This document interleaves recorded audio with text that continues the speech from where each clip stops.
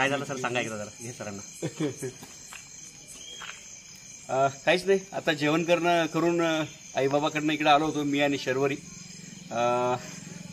समोर गेटमधून गाडी आत टाकण्यासाठी गाडी थांबवली. तेवढ्यात शर्वरीला म्हटलं तू उतरू नको, मग आधी कुठला आहे ते बघू दे. समोरच आणि एकदम शांतपणे होता तो. फोटो काढला. मित्रांनो, परत एकदा स्वागत आहे सर्वांचं आपल्याच यूट्यूब चॅनलमध्ये. आज आपण आलो आहे पटेल नगरमध्ये. आमचे महसूल विभागाचे मंडळ अधिकारी संतोषभाऊ जाधव यांच्या घरी. बघू शकता यांच्या घरासमोर एक अजगरचं छोटंसं पिल्लू आहे, जुवेनाईल. अतिशय सुंदर असलेला साप, नेटकच अंड्यातून बाहेर निघालेला असणार. हो, काय बाहेरून आल्यानंतर दिसला काय सराच्या नाही? हो, जस्ट ते अजून गाडीचा लाईट सुरूच आहे. Great find. आणि खूप दिवसापासून असं वाटत होतं की काहीतरी सरपटायला दिसावं म्हणून. हा लोणार मधला अजगराचा पहिलाच रेस्क्यू आहे. पहिलाच रेस्क्यू घ्या ना सर. Yes yes. शर्वरी सोबत होती पुन्हा. So beautiful snake. खूपच छान. हे कुठेतरी जवळ क्या बात आहे. अंडे आहेतच. द्या शर्वरी. खूपच सुंदर आहे. चावला तर अरे फोन घे, फोन. फोन घे. आणि एकच म्हणजे जवळपास हे असतील ना, अंडे असतील. हो, आता आलाय कुठून नेमका ते सांगता नाही येणार. त्या साईडने थोडस इकडे लाईट मध्ये. या दिशेने होता तो इकडे. इथून इकडे चालला होता. लगेच म्हटलं शर्वरी थांब, ये इकडे नाही. पूर्णपणे बिनविषारी असलेला साप. बैठ नाही करत. Indian rock Python. बैठ नाही करत. कॅन चावू शकतो. अच्छा, अरे वा, क्या बात आहे. आता लोणारमध्ये जवळपास 2.5 वर्ष झालेत मला. बऱ्याच ठिकाणी अजगरांचे कॉल होते पण रेस्क्यू एकही झाला नव्हता. हा पहिलाच झालाय. जुवेनाईल छोटंसं पिल्लू. चला, लेपर्डच्या सहवासात राहायचो, आता अजगरांमध्ये राहायला लागेल. राजघरांमध्ये पण राहायला आहे. काय झालं सर सांगा एकदा जरा हे सरांना. काहीच नाही, आता जेवण करून आईबाबाकडनं इकडे आलो होतो मी आणि शर्वरी.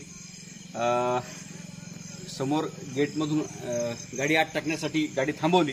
तेवढ्यात शर्वरीला म्हटलं तू उतरू नको, मग आधी कुठला आहे ते बघू दे.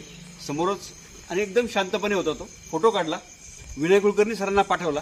त्यांनी कन्फर्म केलं की हा अजगर आहे. ते अक्षरशः उडाले आणि म्हणाले 1 मिनिटात मी पोहोचतोय. आणि हे फर्स्ट टाइम जिवंत अजगराचं एक पिलू या ठिकाणी आपल्याला मानवी वस्तीमध्ये आहे. मानवी वस्ती म्हणजे अभयारण्याला लागून आहे. तर I am also very glad to see it because we are living here in the leopards in this area, leopard zone, as well as we are now in rock python areas also. So it's really very good find. कुठेतरी शोध घ्यायला लागेल असं आधी वाटलं घोणस होता. चला ठीक आहे, बंद झालाय सुरक्षित रेस्क्यू. लवकरच याला याच्या नैसर्गिक अधिवासात म्हणजे खालीच अभयारण्य आहे. इथे अभयारण्यात सोडून देऊया. चलो, धन्यवाद. आज आपण काल रात्री पकडलेल्या अजगराला त्याच्या नैसर्गिक अधिवासात सोडण्यासाठी आलेलो आहोत.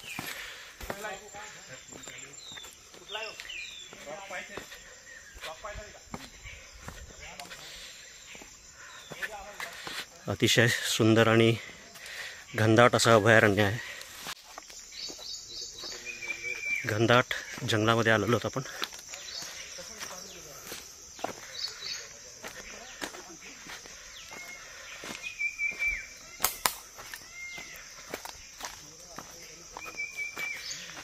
जो त्याचा नैसर्गिक अधिवास आहे.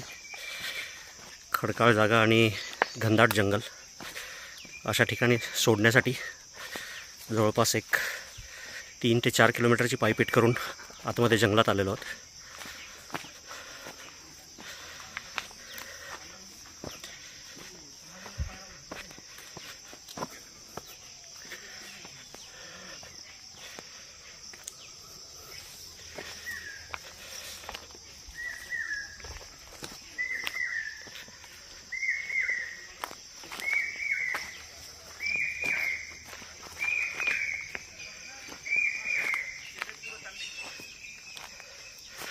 खूप साऱ्या पक्ष्यांचे सुमधुर आवाज येत आहेत.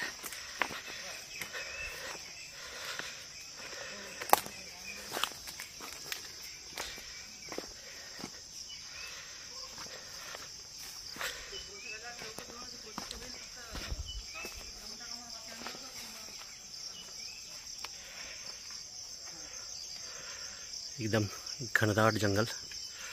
पावसाळा चालू झाल्यामुळे सगळीकडे अगदी हिरवा गालीचा आहे. पूर्णपणे हिरवाईनी नटलेलं असं जंगल. हाय मित्रांनो, भारतीय अजगर जो काल रात्री आपण संतोष भाऊ जाधव ज्यांच्या घराच्या गेटसमोर रेस्क्यू केला होता. छोटंसं पिल्लू आहे. ह्याच सीझनमध्ये अंड्यातून बाहेर निघालेलं. नॉर्मली ज्यावेळेला अंड्यातून बाहेर निघतं अजगराचे पिल्लं, त्याच वेळेला त्यांची लांबी जी आहे ती जवळपास 1.25 ते 1.5 फुटापर्यंत असते. जानेवारी ते मार्च हा अजगराचा प्रजननाचा काळ आहे. एप्रिल ते मेच्या दरम्यान अजगराची जी मादी आहे ती अंडी घालते.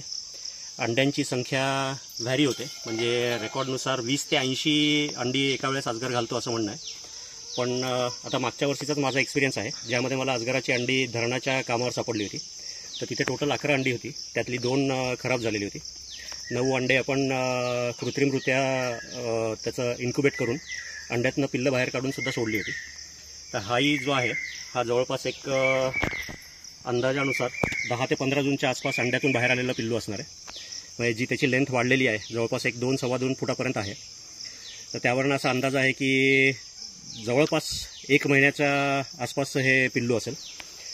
नॉर्मली अंड्यातून बाहेर निघाल्यानंतरच निसर्गाने त्याला दिलेली एक देण असते, ज्यामध्ये त्याच्या पोटामध्ये एक एग सॅक असते. म्हणजे अंड्यातून बाहेर निघाल्यानंतरच त्या अजगराने काहीतरी खाल्लेलं आहे असं जाणवतं. तर ती निसर्गाने त्याला दिलेली देण आहे. त्या एग सॅकवर अजगराचं पिल्लू जवळपास 1 महिन्यापर्यंत सर्व्हाइव्ह करतं आणि त्याच्यानंतर स्वतः भक्ष्याच्या शोधात, शिकारीच्या शोधात तो बाहेर निघतो.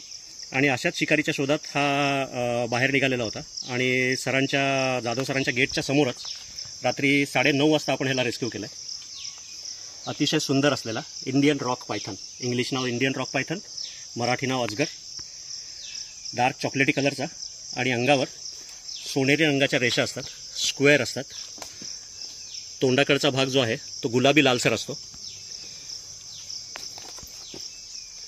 आणि बिनविषारी सापांमधला सगळ्यात मोठा आणि जाडजूड होणारा हा साप आहे. ह्याची अधिकतम लांबी म्हणजे कॅप्टिव्हिटीमध्ये जे झूमध्ये वगैरे आपण बघतो तर त्यामध्ये ह्याची लांबी जवळपास 22 ते 24 फुटापर्यंत रजिस्टर केलेली आहे. पण नैसर्गिक अधिवासामध्ये अजगर जवळपास 17 ते 18 फुटापर्यंत लांबीचे बघण्यात आलेले आहेत. जी ॲव्हरेज लेंथ आहे ती 12 फुटापर्यंत दिलेली आहे. पण वाईस वर्षा काही अजगरांची लांबी मोठी पण होते. भारतीय अजगर बिनविषारी जरी असला तरी खतरनाक चावणारा साप. ह्याच्या जबड्यामध्ये 180 ते 200च्या आसपास दात असतात.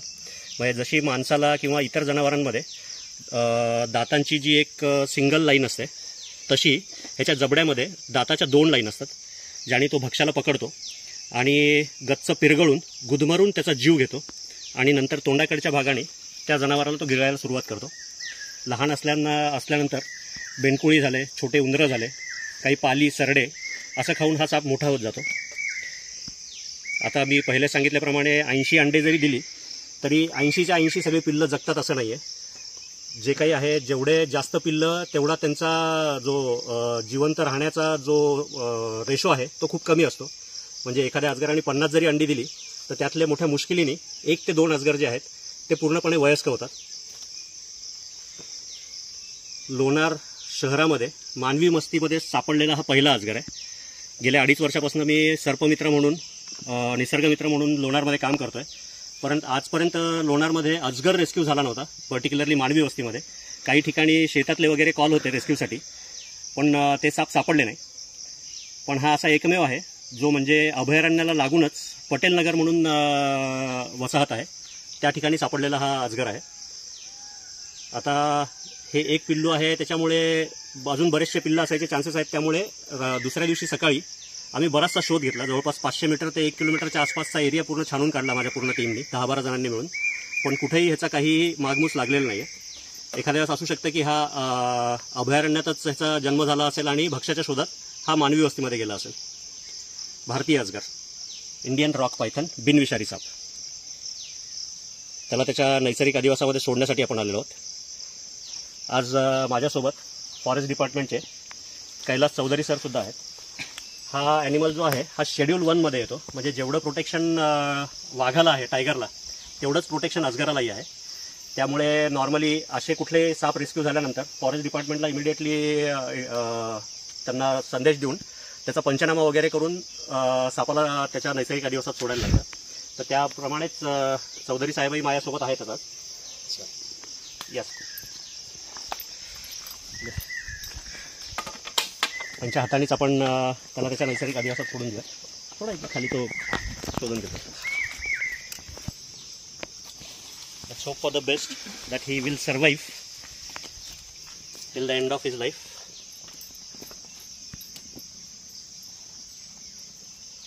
पूर्णपणे वयस्क होऊन व्यवस्थित प्रजनन करून त्यांनी अजून पिल्लांना जन्म द्यावा ही आमची इच्छा. दिलाय मित्रांनो ह्या अजगराला सोडून ह्याच्या नैसर्गिक अधिवासात. जर व्हिडिओ आवडला, सांगितलेली माहिती जर आवडली असेल, काम जर आवडत असेल तर लाईक करा. अजून सबस्क्राईब केलेलं नसेल तर सबस्क्राईब करा आणि जास्तीत लोकांपर्यंत थोडंसं शेअर करा, जेणेकरून लोकांमध्येही थोडासा अशा सापांबद्दल अवेअरनेस होईल आणि त्यांचेही जीव असतील. कारण निसर्गातला जो प्रत्येक जीव जंतू जे आहेत त्यांनाही तेवढाच जगायचा अधिकार आहे जेवढा मानवाला जगायचा अधिकार आहे. त्यामुळे कुठेही साप मारू नका. निसर्गाचं संवर्धन करा. निसर्गच आहे जो आपल्याला पूर्णपणे तारू शकतो. आत्ताच तुम्ही बघितलं आहे की ग्लोबल वॉर्मिंग म्हणजे जे उन्हाळ्यामध्ये तापमान 50 अंशापर्यंत गेलं होतं, हे जर कुठे टाळायचं असेल तर तेवढंच वृक्ष लागवडसुद्धा आपल्याला करायला लागेल.